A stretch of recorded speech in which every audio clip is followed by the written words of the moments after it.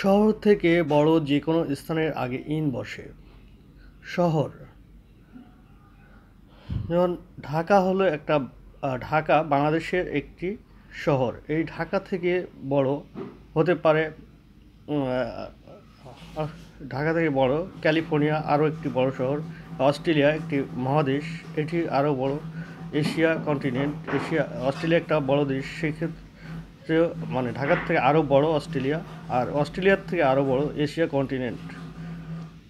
আর শহর, নগর, দেশ, প্রদেশ যাই বোঝাক না কেন, যাই বোঝানো হোক না কেন, তার আগে বসবে in Dhaka city, in California, in Australia, in Asia continent.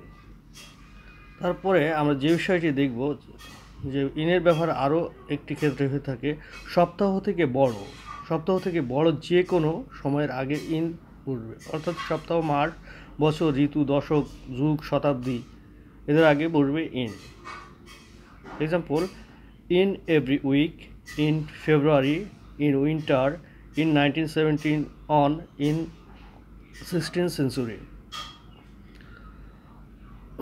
তবে গ্রহ উপগ্রহের আগে অন বসবে। অন আর্থ কিংবা যে কোনো উপগ্রহের আগে কিংবা গ্রহের আগে অন বসে। স্বল্প সময়ের আগে অ্যাট, দীর্ঘ সময়ের আগে ইন বসে। এখন প্রশ্ন হচ্ছে কোনটি স্বল্প সময় আর কোনটি দীর্ঘ সময়। এগুলো আপাতত দৃষ্টিতে যদি মুখস্থ করা হয়, দেখা যাচ্ছে যে আজ মুখস্থ করছি, কাল ভুলে যাচ্ছি। তো এটি মুখস্থ করার কোনো দরকার নেই। জাস্ট একটা বিষয় মাথায় রাখতে হবে, টোটাল দিনকে যদি আমরা 7টি ভাগে বিভক্ত করি, অর্থাৎ ডন, মর্নিং, নুন, আফটারনুন, ডাস্ক, ইভিনিং, নাইট, এই 7টা ভাগে যদি বিভক্ত করি, তাহলে দিনের স্বল্প সময় কোনটি আর দীর্ঘ সময় কোনটি সেটা আমাদের মুখস্থ রাখার কোনো দরকার নেই। কেননা এই একটা টেকনিকের মাধ্যমে আমরা এটা মনে রাখতে পারবো।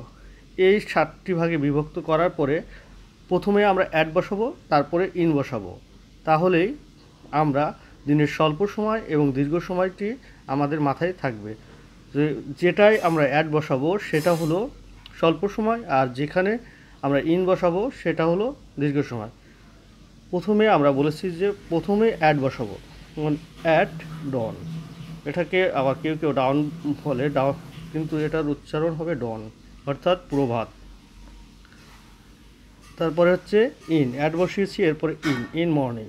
তারপরে হচ্ছে অ্যাট নুন, তারপরে হলো ইন আফটারনুন, তারপরে ইনের পরে পড়বে অ্যাট ডাস্ক, তারপরে ইন ইভিনিং, তারপরে ইন নাইট। তো এখানে আমরা দেখতে পাচ্ছি যে at dawn, at noon, at dusk, তারপরে অ্যাট নাইট। তো এই অ্যাট যেখানে বসিয়েছি এইগুলো হলো স্বল্প সময়, আর ইন যেখানে বসিয়েছি অর্থাৎ in morning, in afternoon, in evening, এগুলো হচ্ছে দীর্ঘ সময়। এখন প্রশ্ন হচ্ছে, আপনারা অনেকেই বলতে পারেন যে ইভিনিংয়ের বিষয় এটা তো অনেক অল্প, তারপরে আমরা কেন ইন বসিয়েছি। এখানে আপাতত দৃষ্টিতে ইভিনিং সময়টা স্বল্প সময়ের মনে হলেও ইভিনিং কিন্তু স্বল্প সময়ের নয়। যেমন আপনি সাথে কারোর যদি রাত 10টার সময় কিংবা 11টার সময় দেখা হয়, সেক্ষেত্রে আপনি কিন্তু বলবেন গুড ইভিনিং, গুড নাইট বলবেন না, কেননা ইংরেজরা এটাই ব্যবহার করে থাকে। তো এই দৃষ্টিতে এটাকে বলা হয় দীর্ঘকালীন সময়, তাই এর আগে ইন, অর্থাৎ প্রভাত, দুপুর, গোধূলি, রাত এদের আগে ইন বসে, তবে স্বল্প সময়ে অ্যাট এবং দীর্ঘ সময়ে ইন।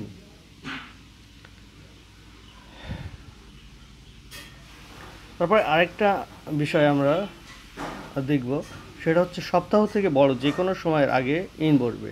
যেমন in every week, in February, in winter, in 1917, on, in 16th century। Sorry, এটি আমরা এর আগেই দেখেছি। তবে ছোট জায়গাতে অ্যাড বসে, বড় জায়গাতে ইন বসে, যেমন অ্যাড সাভার, ইন ঢাকা। তবে যদি এই দুইটা এক্সাম্পল দেখি আমরা, Rita lives dash a room dash Savar dash Dhaka, এখানে আমরা দেখছেন যে Rita lives in a room, এটা হচ্ছে একটা ছোট জায়গা, সেক্ষেত্রে আমরা ইন বসিয়েছি ছোট জায়গা, কিন্তু সেটার যদি কোনো কিছুর ভেতরে হয় সেক্ষেত্রে ইন বসাবে, কিন্তু নর্মালি অ্যাড বসবে এবং বৃহৎ স্তর অর্থাৎ শহর থেকে বড় যে কোনো স্থানের আগে ইন বসবে। তারপরে আরেকটা এক্সাম্পল দেখি, Moghbazar is located in Dhaka in BD in Asia. এরকম বৃহৎ প্লেসের আগে ইন বসবে। সেগুলো যদি একই সাথে 1 by 1 থাকে সেক্ষেত্রে অ্যাড বসবে না, সব ক্ষেত্রেই ইন বসবে। এখন আমাদের প্রিপোজিশনের ক্ষেত্রে সবচেয়ে একটা বড় problem period of time and point of time. তো period of time and point of time এই বিষয়টি আমরা আজ অতি সহজে আপনাদের মাঝে উপস্থাপন করব। তো ভিডিওটি স্কিপ না করে শুরু থেকে শেষ পর্যন্ত দেখুন এবং নেক্সট ভিডিও পাওয়ার জন্য চ্যানেলটি সাবস্ক্রাইব করে আমাদের সাথে থাকুন। Period of time versus point of time. I have joined this college since January 2018. I have joined this college for 8 months. I will stay this until 2013. অর্থাৎ ফর এর বিষয়টা বসে সংখ্যা প্লাস সময়ের ক্ষেত্রে, আর সিন্স বসে কেবলমাত্র সময়ের ক্ষেত্রে, যেমন 2 years 3 months সিন্স 2009। এখানে সিন্সের পরে জাস্ট সময়টা, যেমন সিন্স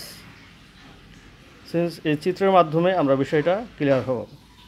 স্টার্টিং টাইমে সিন্স, এন্ডিং টাইমে টিল আনটিল, এবং স্টার্টিং টাইম এবং এন্ডিং টাইম থেকে যে কয় মাস বা যে কয় সময় সে সময় পর্যন্ত বসে ফর।